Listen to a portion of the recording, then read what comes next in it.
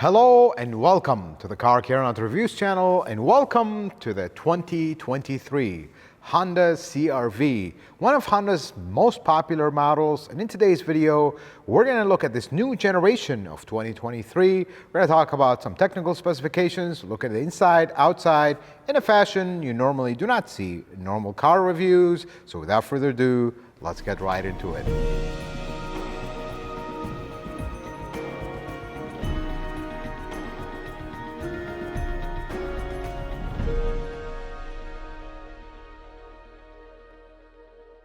Let's take a look under the hood, starting with the engine. This is a 2.0 four-cylinder direct injected engine, not a turbo one, and that is the cool thing. This is the one for the hybrid model. The non-hybrid model will have Honda's 1.5 turbo. That is another engine. We'll talk about it if we ever get a chance to get one to test it out. But we're going to mainly focus on the hybrid model in this review. So this engine is actually very Honda-like. Let me explain. There is some daring things that usually Honda likes to do under the hood, but there are some things that are very old school and just classic Honda. Let's start with the mechanicals. So this is a dual overhead engine, very simple. The cylinder head is a single piece. Honda hasn't been really very fond of the two-piece cylinder head. That would be other manufacturers. The variable valve timing is very interesting, and this is something that we're starting to see more and more of in the auto industry. The intake side is electronic, so you don't have oil controlling the variable valve timing. So it's a little motor, but it's connected to the timing gear. It speeds up. The timing advances, it slows down relative to the camshaft. It retards the timing. If it spins at the same speed, it's base timing.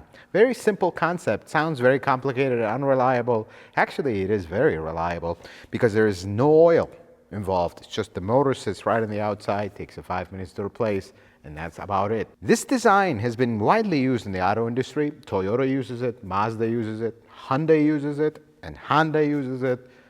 I think it's a good system. Now on the exhaust side, we still have an oil-controlled variable valve timing, and in this case, VTEC, because this is a Honda. But something very, very interesting. Honda went the old school way on this. So most manufacturers will have a little actuator that sits in the front, and then the oil control valve inside the variable valve timing gear. That's a very simple design. It doesn't have oil traveling through the cylinder head. It's very, very simple. But Honda went the old school route. They actually have an oil control valve right on the side of the cylinder head. So oil will travel through the cam into the cylinder head, and that's how it controls it. Very interesting design. I haven't really seen that design a lot. More on this engine. This engine is like specific to the hybrid models, which is pretty cool because it is not turbocharged. It is direct injection only.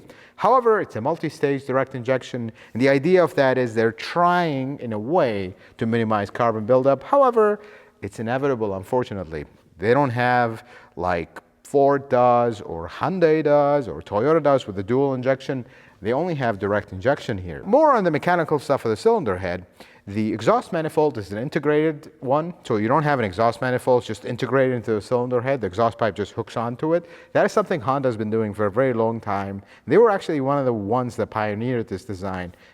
Brilliant design, makes so much more room in the front. It works really well. Now this engine does have a few ghosts from the past.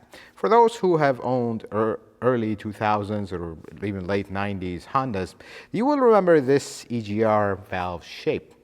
Ports used to clog up on these, and it was not fun. But we have a very similar design here. This engine does have EGR, but what I like about it is it's right in the front. It's not buried somewhere behind everything. It's right in the front, super easy to access, cooler underneath it, pipes very visible. Everything is super easy to service on this, and it's always been that way with Honda, almost. Then we move more into the cooling system of this engine, and this is where things get a little interesting.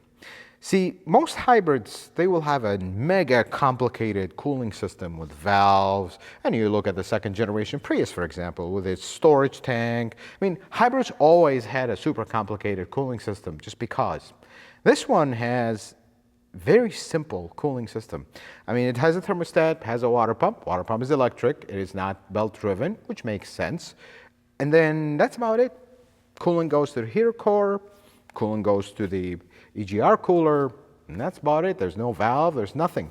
which makes the servicing the system very simple. Now, this engine does have a plastic valve cover. Most people dislike the plastic valve cover, but folks, this is as good as we're going to get with plastic valve covers. Just looking at it, touching everything, it's just super well made, and I don't anticipate this one to be a problem. However, there is one thing that is really brilliant from Honda. It's not exclusive to this engine. This is something they've been doing on a few engines here. Most cars with direct injection, they'll have a high pressure fuel pump, sits on top of the valve cover, spun by the camshaft, and every time you want to remove the valve cover, you got to disconnect the fuel lines, pull that pump, and all the mess. Honda actually figured out a way. They made kind of a secondary housing where the fuel pump sits on. So if you want to remove the valve cover on this, it's business as usual. You don't have to deal with fuel lines or none of that. That is pretty cool. Now let's talk about the transmission in this, because that's when the hybrid system really starts. The transmission is an eCVT. Most people will hear that, they will think two things. Oh, this is just like Toyota's eCVT, or run away, it's a CVT. Well, it's actually neither, because Honda is a brilliant company. They don't just copy Toyota like some companies. So here's what they did here. It is the basic operating principle of a CVT, meaning it can vary the ratio continuously, but it's nothing like a CVT. Here's what they did to not copy Toyota, because after all, Toyota and Honda are the biggest two Japanese manufacturers out of Japan. They still have the same operating principle. Two motors. One of them is the big muscle man, and one of them is the little guy that works behind the scenes. So the first motor is connected to the engine. Starts the engine, charges the battery. Very simple. The second motor drives the car and also can generate to charge the battery. But the way they all work together is completely different than Toyota's system, and this is important to know. So instead of having a planetary gear set, which is what Toyota's used forever, works very well, but it's very mechanical, they actually put two sets of clutches that change the direction of the flow of power through multiple gears and shafts inside the transmission, and that's how they achieve their eCVT operation. So you have the low clutch and you have the high clutch. They're multi-plate, regular automatic transmission clutches that have solenoids that operate them, a little valve body. Not as many as a regular automatic transmission, but they still have them. And that's how they achieve that operation. It's brilliant how it works. And there is one thing that is very, very interesting about this system that does not exist in the mechanical Toyota system. You can, in this system, drive the car with the electric motor and then have the engine running just to charge the battery. That mode is not possible with Toyota. It's just because of the limitation of everything, you just can't do that. But what is not possible, according at least to the tech book, I have tried very closely to get this to actually be verified, but it has not been verified. But according to the textbook, you cannot have the engine and the electric motor drive this car together at the same time. That is unverified information, but if true, that is one of their disadvantages, and that's the limitation of this system. But one thing have to be said about this transmission, it works so well. It is just seamless, and that is the best part about it. However, there is one thing. Because we have actual clutches that need to engage, occasionally there'll be a delay, and you'll feel it. You accelerate, and all of a sudden there's like a second or two of delay until the clutch engages, and you feel that engagement, and all of a sudden we're going. But the one thing that it does better than, I think, than Toyota's system, for example, is the simulation of shifts. And because we have actual clutches, two of those simulated shifts are not simulated, they're real. So driving this transmission, it will behave less like a CVT, more like a very smooth automatic transmission. Yes, some of the shifts will feel fake, but for the most part, it is super smooth. Now, the downside of this transmission, because there's nothing perfect in life, the downside of this, it just simply has too much in it. You have now clutches that wear down, fluid that must be replaced on time because now you have clutches, and then you have solenoids, valve body, so it's kind of like an automatic transmission in a way. Not like, for example, Toyota's eCVT is just all mechanical on two motors. No, here you have hydraulic circuit. The fluid is a hydraulic fluid. It's not just used to cool things and lubricate. So that's kind of the catch with this transmission. Now, lastly, let's talk about the hybrid system, or the rest of the hybrid system. there is the brains of the operation that sits underneath the hood. It's called the PCU, similar to an inverter with converter assembly in Toyota land. You know, we keep saying Toyota when we're talking about hybrid systems. They are the kings of hybrids, and they kind of started the standard of hybrids. Something about this PCU that is pretty brilliant. It's very small in size. It is coolant cooled. Uses the same type of coolant as the engine coolant, but it is a separate circuit. That's very standard because it's doing so much. It needs its own cooling. It has its own radiator, has its own electric water pump, has its own reservoir on the side. But unlike Hyundai, this uses the same coolant as the engine coolant, so no special coolant there. And another thing about this car is the AC compressor is electric. And then the PCU has a DC to DC converter. What that does is takes the high voltage from the high voltage battery, drops it down to right around 14 volts, and that's what charges the little 12 volt battery. So let's count our pulleys here. Water pump is electric. There's no alternator because it's built into the PCU. And then the AC compressor is electric. So basically this car has no belt. And just as an added sprinkle on top, of course it has no starter because the electric motor starts the engine. So that is what I call negative maintenance. You don't have to worry about a belt, nor an alternator, nor a starter. And that is pretty cool.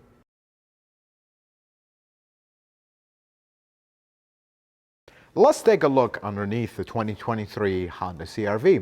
The first thing we start with, everything is covered up in the front. It's pretty standard. However, Honda left you a bunch of openings, and they are very interesting why that is.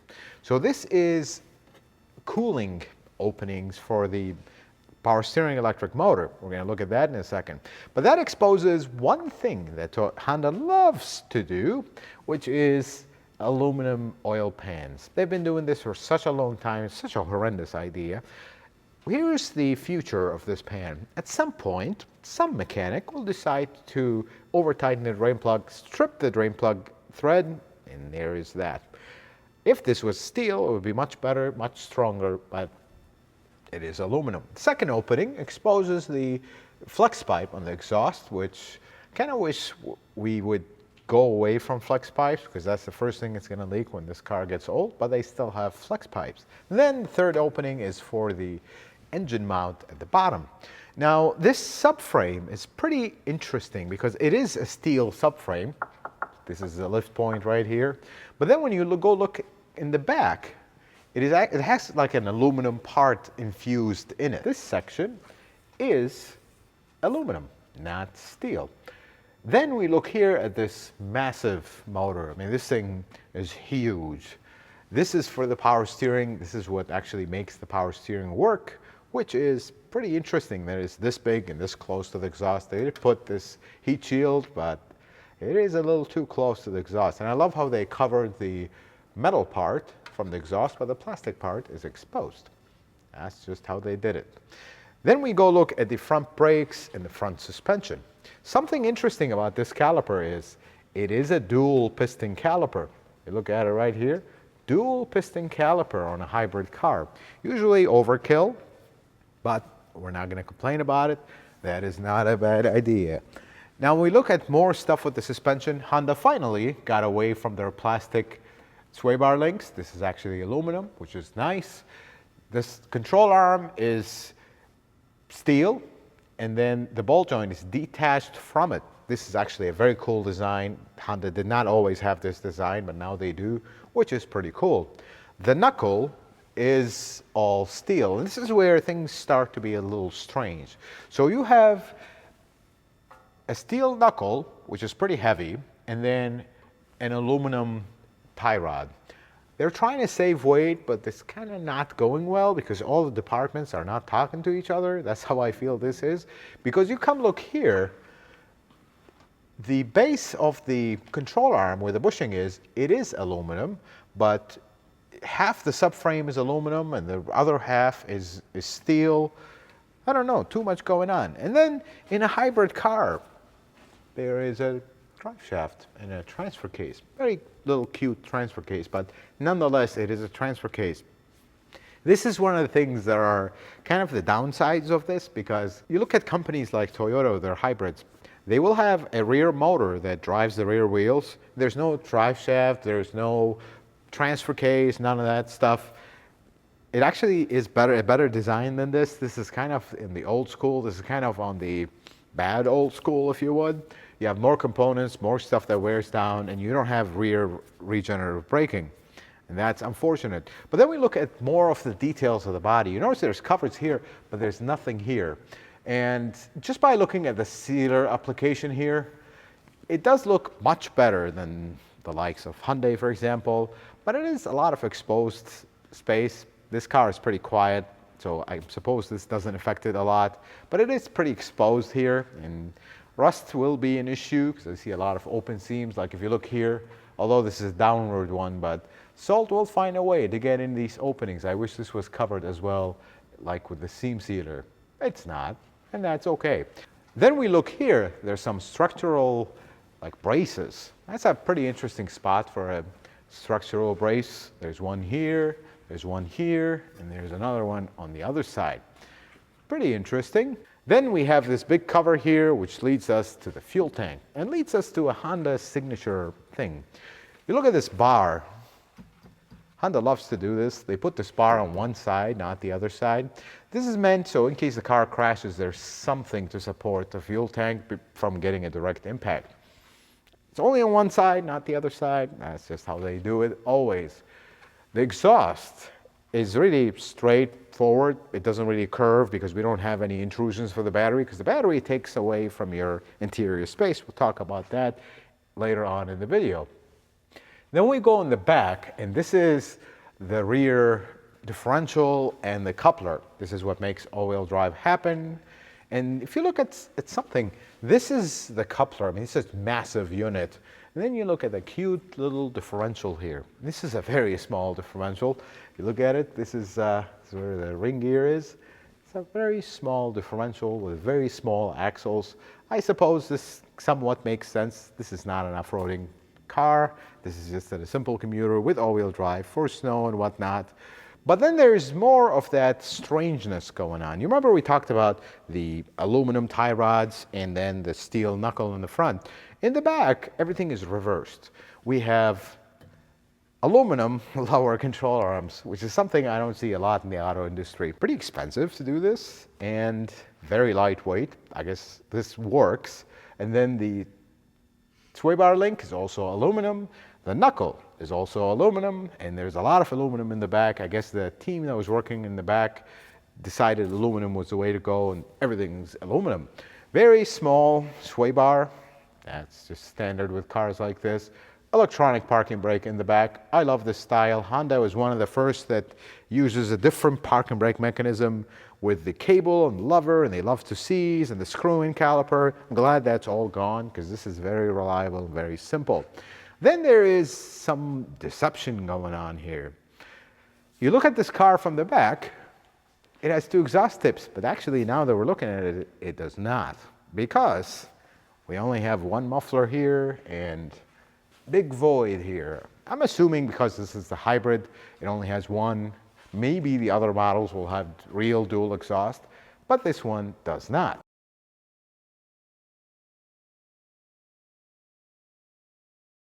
Let's take a look at the exterior of the Honda CR-V. And the first thing is, this thing's gotten pretty big. I mean, look at it. It's huge.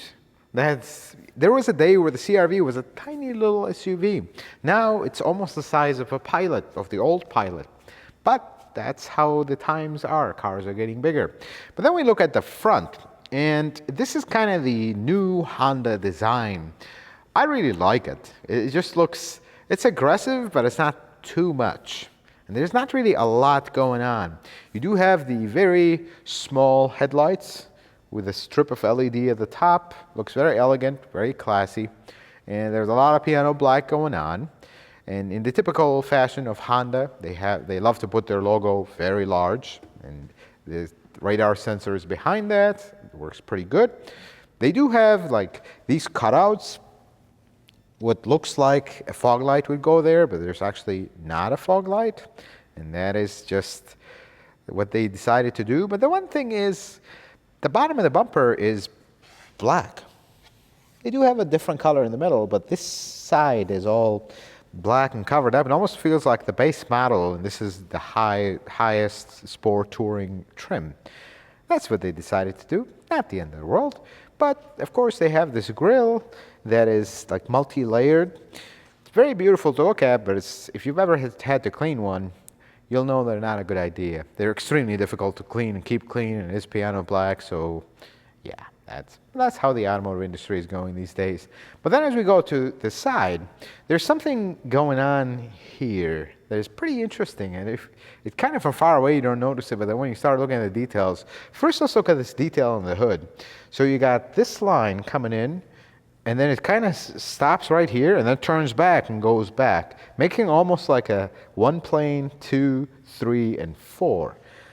It's a little touch, but it gives it like a different look. It's pretty interesting. Then we wrap around the side. We have this line, this little divot that goes across the length of the car. It's a pretty interesting line. Everybody's going with that triple curve to make the car look wider. Honda decided, nah, we're not going to just copy everybody. We're just going to do our own thing. And this actually looks pretty cool. But what really becomes cool is because this line intersects with the mirror has this interesting shape to it. If you look right here, it's just a strange little shape. Right here where it intersects. It's a pretty interesting shape. Then we look at the side. We have the cladding, which is plastic, and it's not body color. Some people like it, some people don't. I happen to be one of those that don't. There's a big reflector here, and this is like the side markers. This is a US thing. You probably won't have that if you live overseas and have a CRV. I feel like they designed this car not for the US market, and this was like an addition because it completely looks out of place. It's just what they did. And then one more thing that completely looks out of place. There's a compliance flap in the front. That is a new one. I haven't seen that before. If you're not familiar with that is, what is a compliance flap? In the US, there is some federal regulation that the wheel can't stick out certain amount from the car, and if it does, they put this little thing to be compliant. That's just the way the US federal regulations are. But as we go in the back, we have the same black non-body color cladding here with its own very large and pronounced compliance flap. I like the door handles. They're big for a CRV, but they don't look excessive. I like the feel of them. I like the noise the door makes when you close it. Of course, the beeping. Just feels quality. There's something else about this. The door of the fuel is not, operated with a little switch or a lever. It's just push and it locks when you lock the door. Of course, this is Honda's capless filler neck. They've been doing this successfully for the most part. I don't understand what was the point of this. It complicates a lot, but hey, it works, so we're not going to complain about it too much. Then we look at the back, and this is where I kind of like what I see. They managed to keep the iconic CRV look with the taillight that goes from the top to the bottom, but they managed to find a way to modernize it. This looks so nice. It's just such a sophisticated back end. What I like about it is this looks like a CRV, but then this part, and with this curve, it just almost makes it like angry looking. And usually cars that look angry look cool. And this really shows. And if you notice this line, this divot in the line, it actually follows the body line of that strange line that goes across the car. It's the same thing. It's a continuation of it. You see it here in the taillight, then it starts again here, then it goes all the way across. Very cool. Honda is not really following the fashion of the automotive industry. There's no bar light. The taillights just stop here, which just kind of gives it a different look. It almost feels like cars with a bar light, they all look the same. This one is just unique and different. Says CRV pretty large. This is about the only hybrid badge you will see on the outside of this car. Honda badge, not blue, green, whatever the case may be, they don't. And of course, it says all-wheel drive here. This is something Honda's done before. Wiper in the back. Wish this was kind of hidden away, but makes it easier for service. And it's just a wiper, it works pretty good. Sport Touring, and for some reason the Sport is black and the Touring is not. So that's just the way Honda did it. And what is interesting is, if you look at the tailpipes, they're actually, they're there. You're physical. Usually hybrids will hide them. This one doesn't hide them because it is a sport touring. Then we look at the back. Of course, automatic power door. That is to be expected. This is a pretty ample storage space. It is pretty good. Historically, CR-Vs were not the type of car that would have a third row seat. This is pretty big, and the best thing is this angle is almost flat. I mean, this is as flat as you're going to get any car in 2023. So this gives you maximum storage. But there's something interesting in the hybrid model. So when you look at this, you're assuming this opens. And the first thing you're going to do is, let's open it. Wait, maybe it's just stuck. So you do one of these. And you were not supposed to do that because that is a hybrid battery. And I can imagine that every single person that have reviewed this car before me getting it, did the same. That's why this feels so loose and it's actually broken and started to come apart. This is not a good idea because you have no storage in this car underneath. And there's no spare tire, so I don't understand why this whole deal is. Sorry, Honda. I guess we kind of disassembled your car when we were not supposed to, but we had to do this because that's literally the first thing I did when I got this car is open this. I'm like, oh, there's storage here. I opened it. It's like, that's not storage. That's not good. So I can imagine everybody that got this car did the same. That's why it feels so loose. I'm hoping normally it's not. The only thing that is strange about this, and strange in a good way, if you notice here, you have the giant wheel humps. And usually, most car manufacturers will try to hide this stuff, make this as flat as possible. Honda decided to make a storage thing here just to make it so the strut tower won't intrude and this becomes a little bit more usable space. But then you also have this space right here. You could have made this flat so you won't tell and this whole thing is covered, but they did make the cutout so you have a little bit more storage space. Now lastly here is our shock here. So this is a design that everybody's using these days. The motors live here that lift the door. Unfortunately, if these go out, this door becomes super hard to close and you have to replace them. They can get expensive. But then the last little detail. So they decided to put the washer nozzle for the wipers at the top. This is pretty standard, but what is not standard is having this little thing that just sits here, the hose. And then interestingly, you have not one wire, two wires going on two separate locations. It just feels too busy. I felt like they could have made this one and bigger, and then the hose runs inside of this and it goes here internally and we won't have this. I suppose the engineer that designed this just got bothered by the unsymmetricalness of one of them. It could have done it right here where you can't see it, but that's what they did. I feel like this is too much.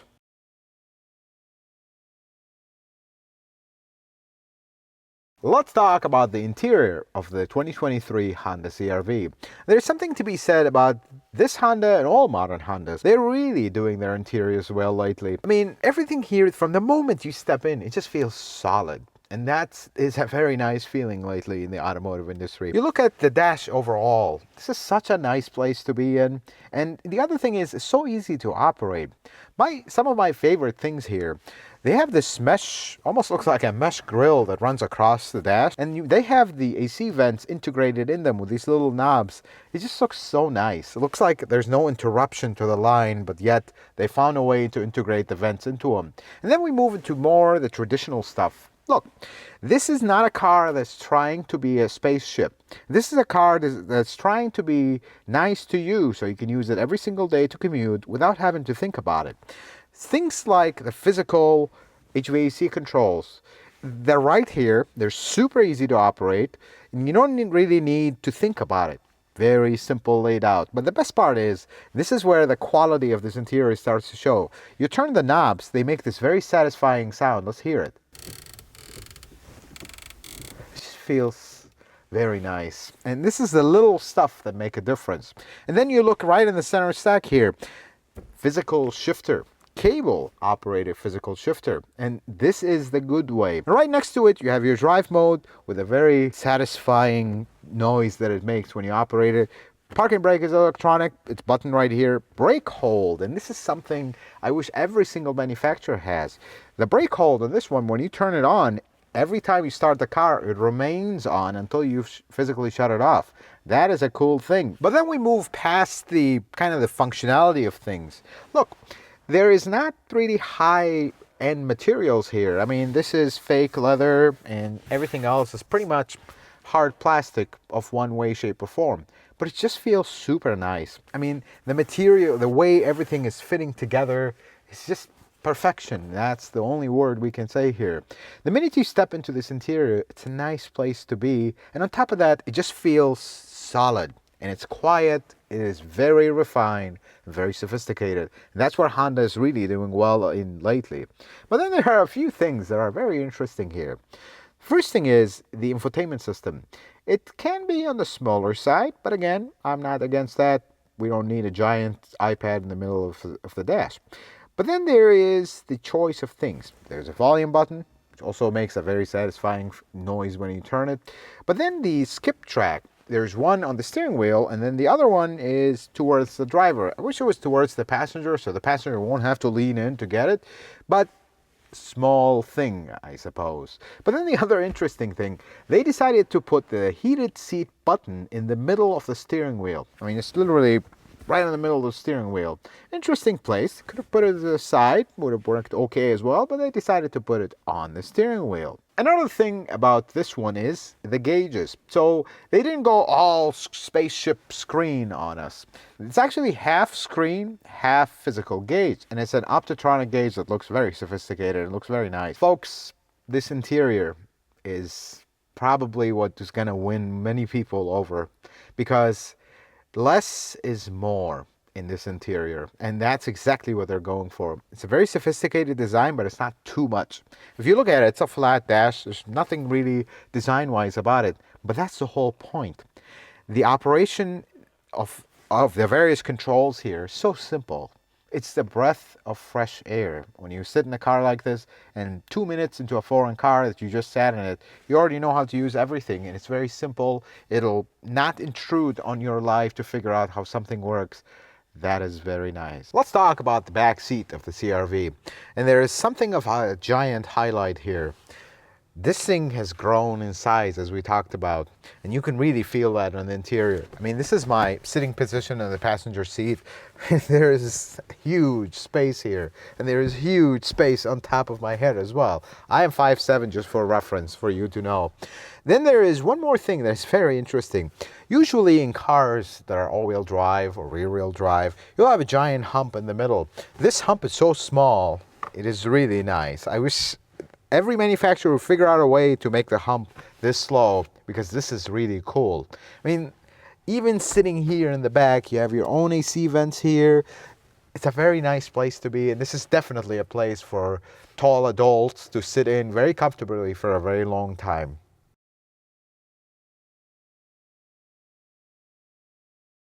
Let's talk about 3 unique things that you might have not known about the 2023 Honda CR-V. So the first thing is, on the sport touring model, like this one, they actually did something with the wheels. The wheels have an insulator inside of them, and those are meant to reduce sound from the tires. That is pretty cool, and actually I think that contributes to why this car is so quiet. Now, there's nothing special required for service. You can just switch the tires normally like everything. But if those insulators break, unfortunately they're not serviceable, and you have to replace the wheel.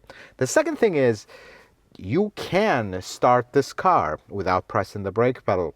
Now, there's very few situations where you're actually going to need to do that, but in case, if you press the start button and hold it for 15 seconds without pressing the brake pedal, the car will actually start as long as it can detect the key. And the third thing is, this car has an auto shut-off mode. Most hybrids do, and most hybrids actually go to an hour and display a message. This one doesn't. So it basically shuts off after 20 minutes if all doors are closed and the driver's seatbelt is not buckled in. The idea is, if you stopped at a place and you thought you shut off the car because the engine was off, because it's a hybrid, and you walked away, closed the door, 20 minutes after that, it's just going to shut itself off in case you parked it in a garage and all of a sudden the engine needs to come out and charge the battery. That's not a good situation. So this car does have an auto shut off feature after 20 minutes.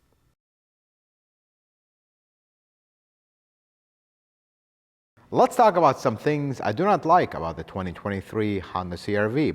Full disclaimer, I love this car. So the things that I don't like about it are pretty minor. First thing is the infotainment system. It's a little bit on the small size for a car of this price, but again, I was never big on big infotainment system. But what I don't like about it is there is a physical back button. So every time you're scrolling through the menus, you want to go back, you have to put your finger to the side, press back, and then go back to the screen. I think they could have just put a little back arrow on the screen, like every other infotainment system in the planet, but that's what they did. The other thing is the hybrid battery takes up pretty much the entire storage space in the back. No spare tire.